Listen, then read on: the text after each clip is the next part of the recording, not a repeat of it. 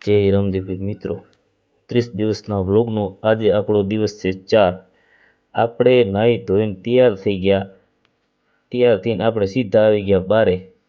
હોન્ડામાં ઊન કિરણ થઈ ગયા હાલતા હાલતા હાલતા અમે ચાલુ કરીને પહોંચી ગયા સીધા ગરડીએ કૂએ। ત્યાં અમારા ગામમાં બીટી વીણાતી હતી। તમારા ગામમાં બીટી વીણવાનું ચાલુ થઈ ગયું હોય તો કહેજો। બસ ત્યાંથી નીકળ્યા અમે સીધા લાલેશ્વરી મહાદેવના દર્શન કરીને સીધા આપણે આવી ગયા પ્રાગપર ચોકડી।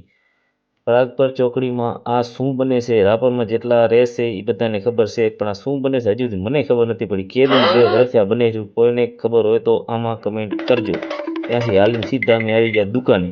દુકાન ખોલી અને સીધા પહોંચી ગયા આપણે ખુશ્બુમાં બિલ આપી માલ લખાવી નાખ્યો। ₹70 ગણાઈ રહ્યો। પછી સીધો ગયો લાલા કરે। લાલાને બધા આઈફોન મળ્યો। લાલા આ જન્મે આપણાથી આઈફોન લેવા છે? લાલો કે આપણું આ જન્મે કામ નથી, આવતા જન્મે લેશું।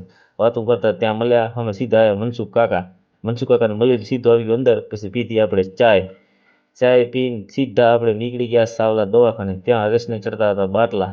ત્યાં હરેશને મળી અને સીધો હું નીકળી ગયો, સીધો લેવા આવ્યો બકાલો લઈને થઈ ગયા આપણે હાલતા। ત્યાંથી પછી નીકળીને સીધા આપણે આવી ગયા દુકાને। દુકાન વધારી લીધી। પછી ત્યાંથી નીકળી ગયા અમે ઘર બાજુ આવતા હતા ત્યાં આપણને મળી જીમ। આ રાપરની નવી જીમ ચાલુ થઈ છે, કોઈ ભાઈ જાતા હોય તો કમેન્ટ કરજો।